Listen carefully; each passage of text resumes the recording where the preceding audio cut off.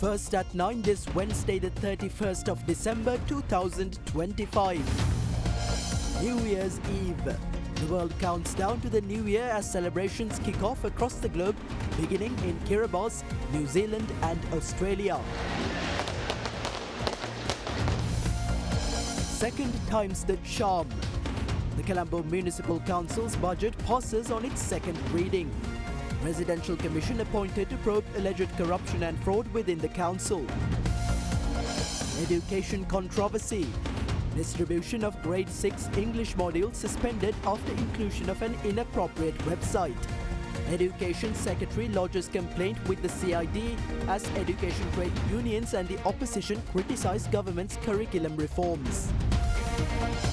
Rest among the stars. Sri Lanka bids farewell to legendary musician Latha, the beloved nightingale of Sri Lankan music.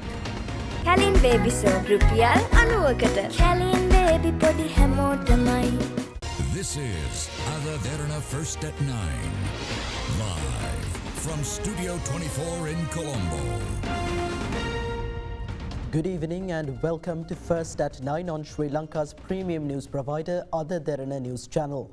I'm Tarindu Mahendra, joining you live with the latest in Sri Lanka and around the world. We begin with your top story this evening. Sri Lankans are eagerly waiting to welcome 2026 in less than 3 hours with hope and renewal in mind. Meanwhile, remote Pacific nation, the Republic of Kiribati, was the first place in the world to welcome the new year. New Zealand and Australia followed, welcoming the new year amid fireworks displays and other glamorous festivities. As some parts of the world await the dawn of 2026, the Republic of Kiribati, an island nation in the Central Pacific Ocean, was the first to welcome the new year. New Zealand was the second nation to welcome 2026.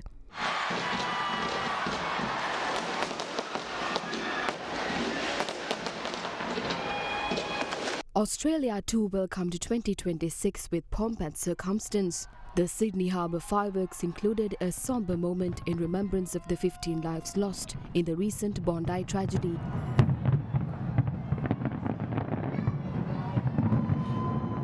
Security was heightened across Australia during the New Year celebrations.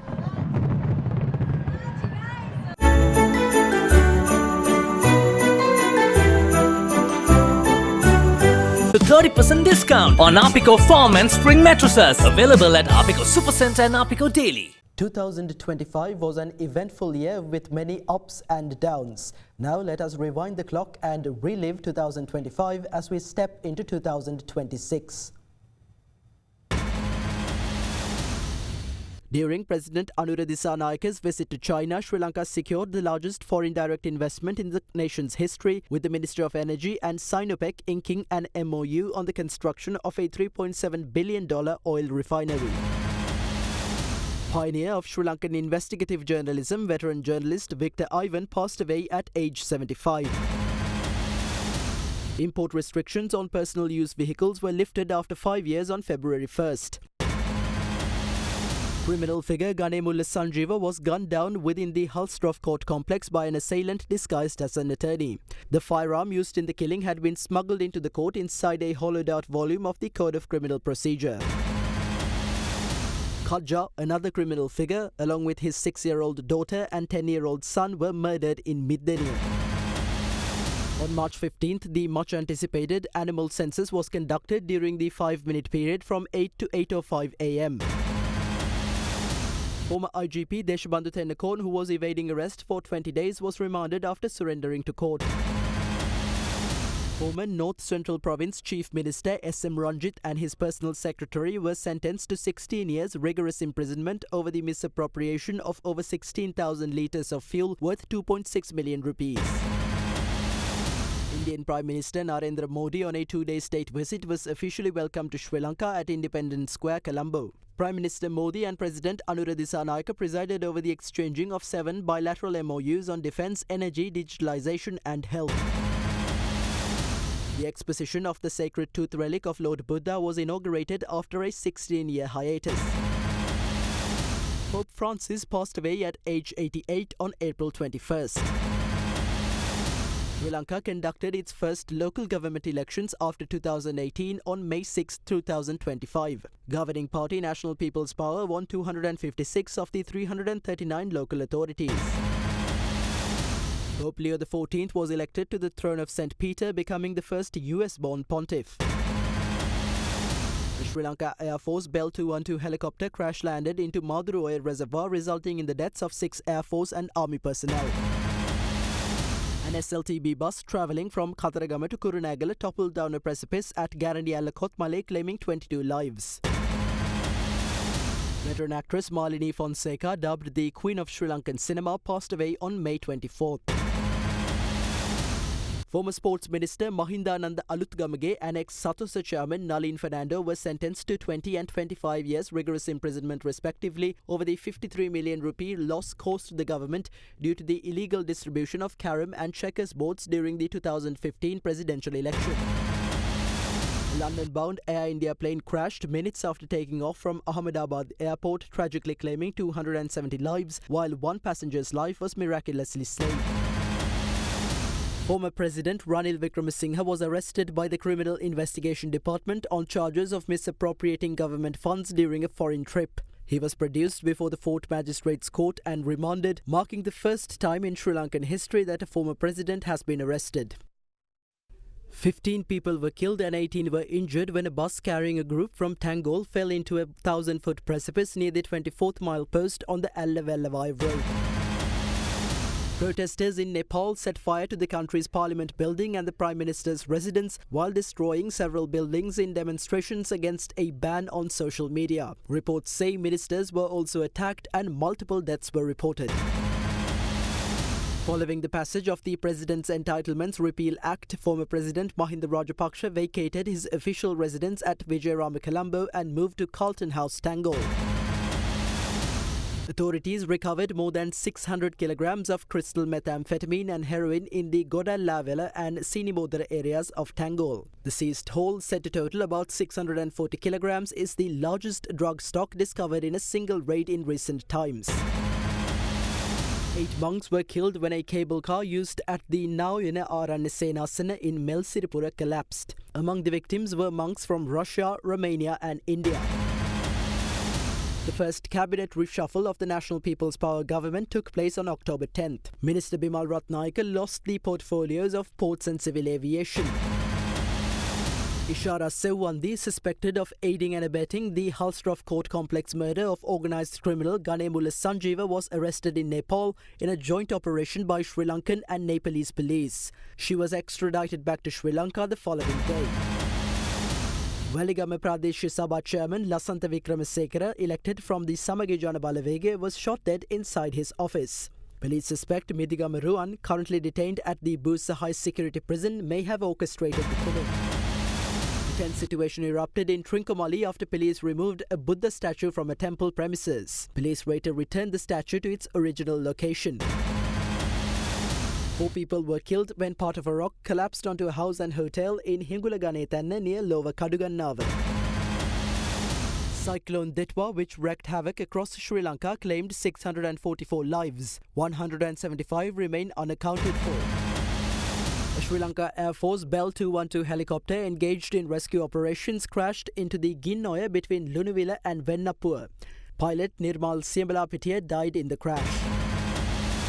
A vehicle driven by former Speaker Ashoka Ranvela collided with another car in Sapugaskanda, injuring 2 women and an infant. Questions were raised about whether he was under the influence of alcohol, but medical examinations later confirmed he was not.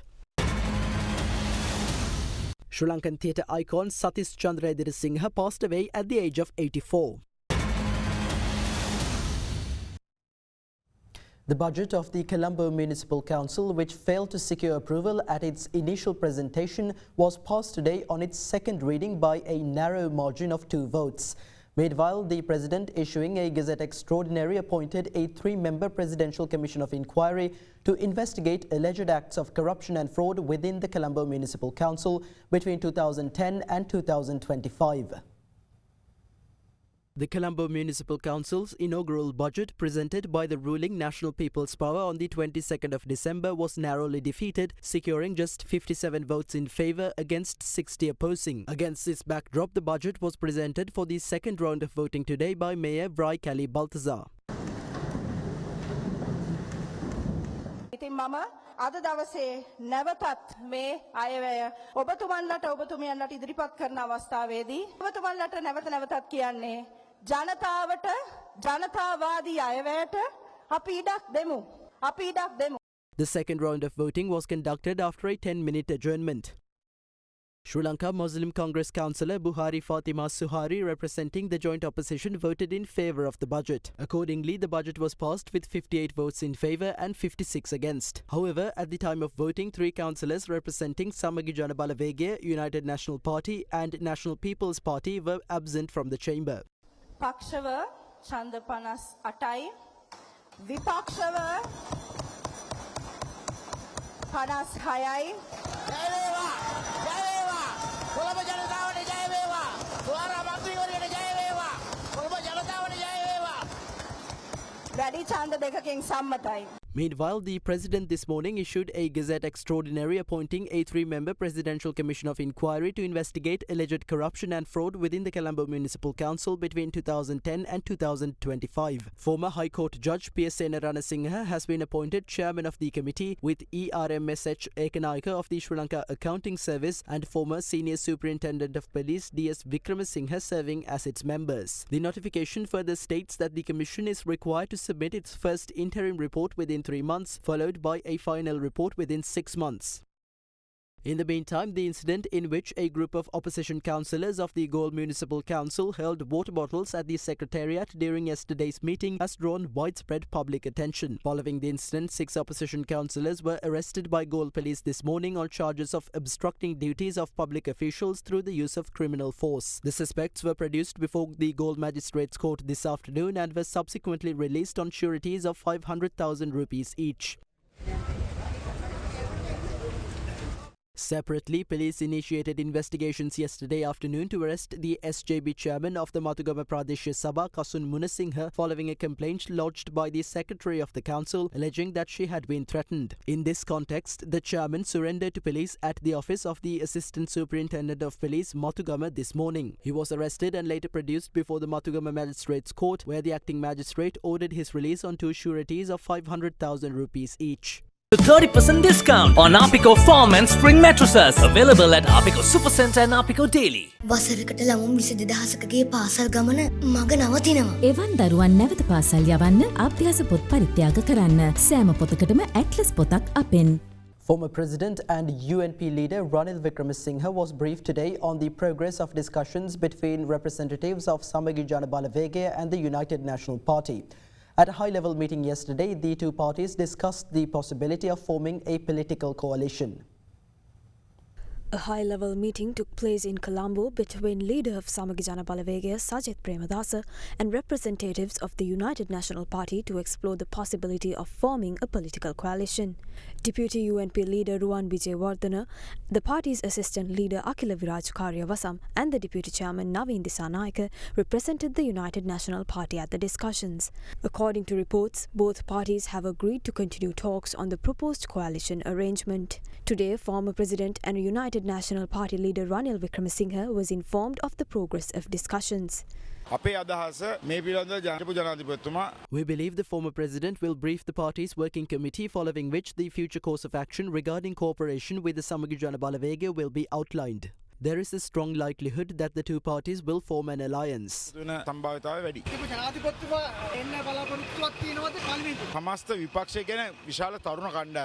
current opposition largely consists of younger politicians. Neither Namal Rajapaksa nor Sajith Premadasa have extensive political experience. Therefore, I believe it is appropriate for us to be guided by former President Ranil Vikramasinghe.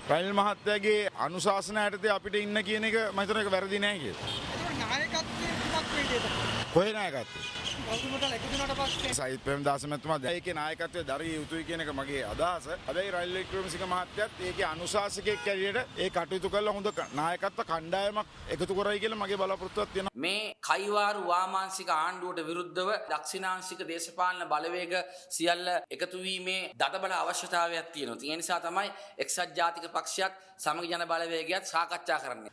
මේ උද්දාමයේ මේ සාකච්ඡාව අතිසාර්ථකයි වගේ. සාකච්ඡා ඉතාම සාර්ථකයි. The discussions were very successful. The SJB and the UNP will certainly form an alliance. Some believe the two parties should remain separate indefinitely. If that approach is to be taken, the only challenge to the incumbent president would be his own parliamentary speeches made when he was an opposition MP. Such dynamics are common in politics and therefore the SJB and the UNP will most certainly join forces. එක්සත් ජාතික පක්ෂය සමගි ජන බලවේගය අනිවාර්යයෙන්ම එකතු වෙනවා. Education Secretary Nalaka Kaluava voices suspicion of a conspiracy behind the inclusion of an inappropriate website in the new Grade 6 English module introduced under the government's education reforms. Teachers' unions and several other groups have filed complaints with the CID demanding an investigation and stressing that no authority, including the Education Minister, should be exempt from responsibility. Yesterday, controversies arose pertaining to content of the new Grade 6 English language module printed by the National Institute of Education. It is alleged that the module contains a web link to an inappropriate website. The Ministry of Education responded to the situation in a statement yesterday. The ministry confirmed the presence of the controversial link and said an investigation has been launched. It further noted that distribution of the module has been immediately suspended and said a complaint will be lodged with the Criminal Investigation Department. Accordingly, Secretary to the Ministry of Education, Nalaka Kaluava, arrived at the CID this morning to lodge the complaint. මේ අවස්ථාව වෙන විට මේ module සියල්ල මුද්‍රණය කරලා අපිට ලැබිලා තියෙනවා. අපි පරීක්ෂා කරමින් තමයි පවතින්නේ සියලුම මොඩියුල් අවසාන වශයෙන් නිකුත් කිරීමට පෙර. එතකොට ඒ පරීක්ෂා කරන අතරතුරද තමයි අපි මේ කාරණේ අඳුරගත්තේ. වෙබ් අඩවියක නමක් තියෙන්නේ. ඒතර සමහර ලාවකට ඒක ඒ වෙබ් අඩවියට පිළිබඳ දැනුමක් තියෙන කෙනෙකුට තමයි ඒක අඳුරා ගන්න පුළුවන් වෙන්නේ. ඒ විදිහට ඒක ඒ විදිහේ වෙබ් අඩවියක් කියන එක. ඒක නොයුතු දෙයක්. මේ අධ්‍යාපන ප්‍රතිසංස්කරණ ක්‍රියාවලිය පිළිබඳව පහුගිය කාලේ පුරාවටම පදනම් විරහිත චෝදනාවන් විවිධ පාර්ශවයන් විසින් එල්ල කරා. එතකොට අපිට සාධාරණ සැකයක් තියෙනවා මේ ඇතුල් කිරීම යම්කිසි පාර්ශවයක් විසින් කුමන්ත්‍රණකාරී ලෙස කරපු දෙයක්ද කියන සැකය අපිට තියෙනවා. මේ මොඩියුල මුද්‍රණය කිරීම පරීක්ෂා කිරීම පියවර ගණනාවකින් සිද්ධ වෙනවා. විශ්වාස කරනවා මෙතනදී යම්කිසි ආකාරයකට යම්කිසි වෙනත් දෙයක් තියෙන්න පුළුවන්ද කියලා. මේක සැකයක් පමණයි. අපි අභ්‍යන්තර පරීක්ෂණයක් කරනවා. Meanwhile, Chairman of the Association of Educational Professionals, Venerable Ulapane Sumangalathera, also lodged a complaint with the CID over the same matter. යාළුවන් හඳුනා ගැනීම කියන ශීර්ෂය යටතේ ඊමාර්ගෙන් යාළුවෝ හඳුනා ගන්න ලබා දීලා තිබිච්ච බ්ලොග් එකක්. ඒක සර්ච් කරපුවාම සම්පූර්ණයෙන්ම ළමයින්ට නුසුදුසු සමලිංගික ඇසුරට කොහොමද යොමු වෙන්නේ කියන අසභ්‍ය අසම්මත ක්‍රියාකාරකම් සහිත වූ වෙබ් අඩවියක්. ඊයේ දවල් වෙනකොට මේ වෙබ් අඩවිය බ්ලොක් කරලා තිබ්බා. පුහුණුවත් කරලා අවසාන වෙච්ච පොතකට අධ්‍යාපන අමාත්‍යාංශය දැන් තහනමක් දාලා මොකද්ද මේ කරන්න හදන්නේ?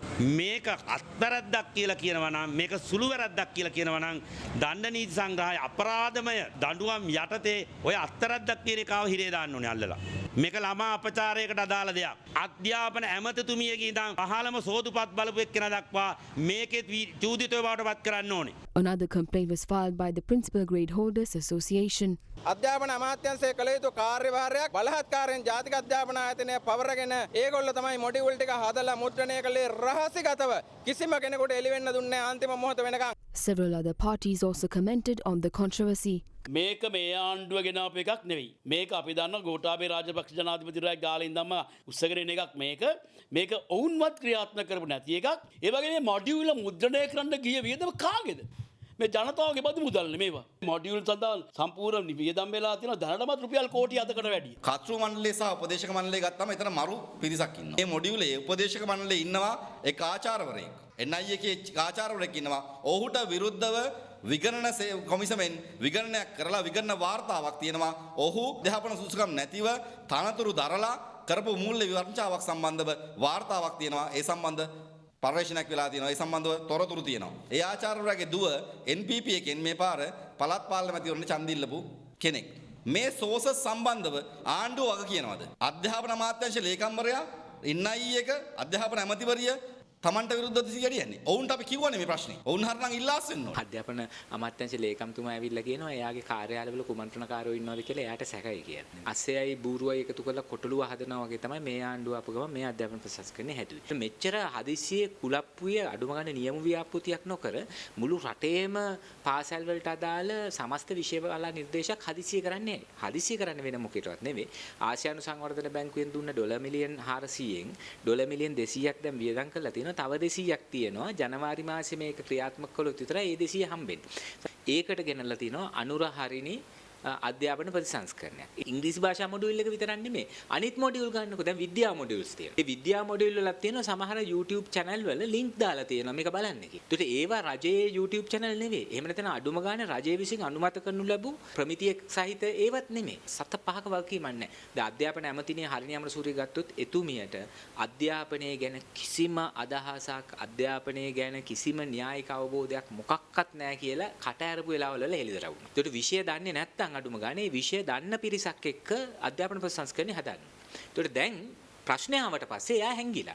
ජනවාරි මාසයේ සිට 1 වසර සහ 6 වසර සඳහා අධ්‍යාපන ප්‍රතිසංස්කරණ ක්‍රියාත්මක කිරීම වහම නවත්තා.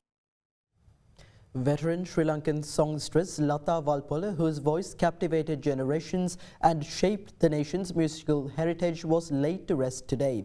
The funeral ceremony was held with full state honours at Independence Square, Colombo, in recognition of her immense contribution to Sri Lankan music and culture. Her remains were interred at the Borala Cemetery as thousands gathered in solemn tribute, bidding farewell to the beloved icon amid deep emotion and silence. The mortal remains of Latha Valpola, a legendary Sri Lankan songstress, were brought from the Jairatna funeral parlour to Independence Square at 9 a.m. today as the nation gathered to bid a final farewell to one of its most cherished voices. A large crowd of grieving fans, fellow artists and dignitaries filled the premises, united in remembrance of a life devoted to music and culture.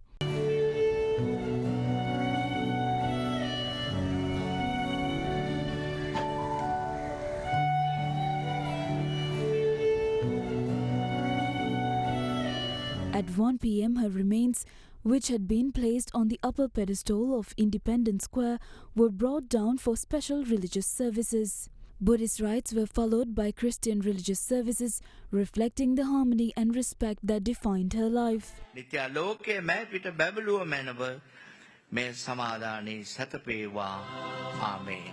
The state funeral was then held with full honours, led by Prime Minister Dr. Harini Amarasuriya.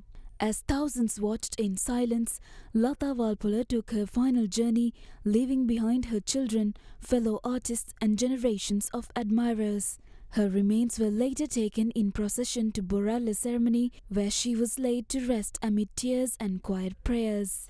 The Catholic ceremonies were conducted under the patronage of His Eminence Malcolm Cardinal Ranjit.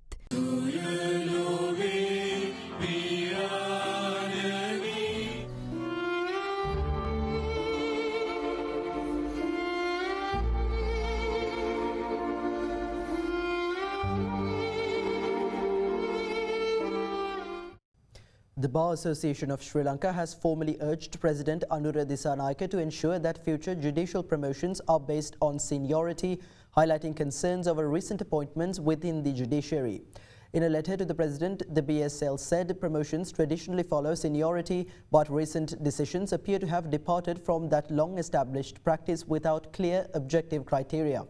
The association warned that without transparent and defensible guidelines to assess merit, overlooking seniority could undermine fairness and public confidence in the administration of justice. BASL stressed that seniority should remain the basis for promotions until such guidelines are in place and called for a fair, consistent process across the judiciary. Copies of the BASL's letter have also been sent to the Constitutional Council, the Chief Justice and the Minister of Justice. The President's office is yet to respond to BASL's request.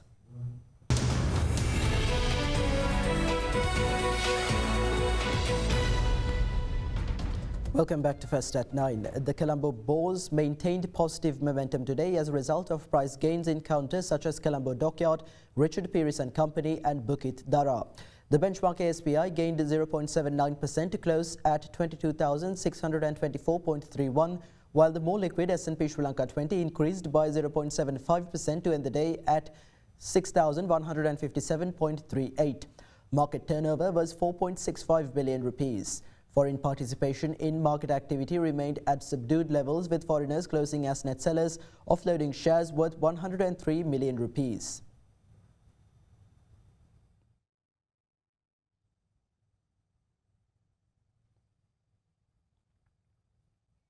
Up next, we have Musharraf Ibrahim from Capital Alliance in our next segment, Economic Outlook.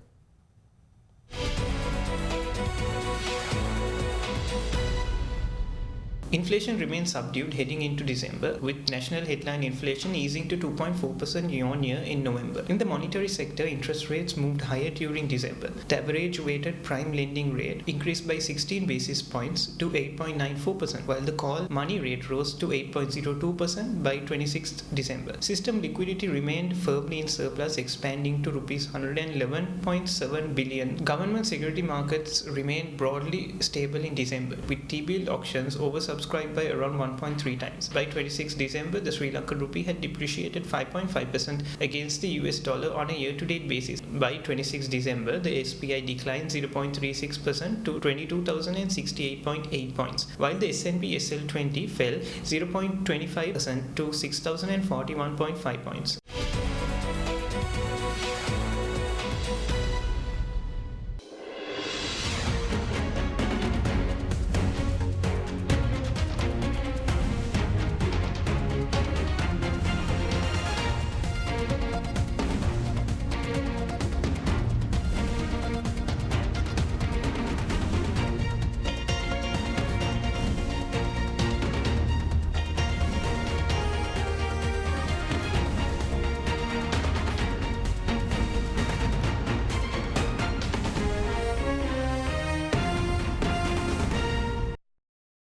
The Indian rupee is poised for its worst annual decline in 3 years, ending 2025 down nearly 4.7% against the US dollar, driven by record equity outflows and uncertainty over a US-India trade deal.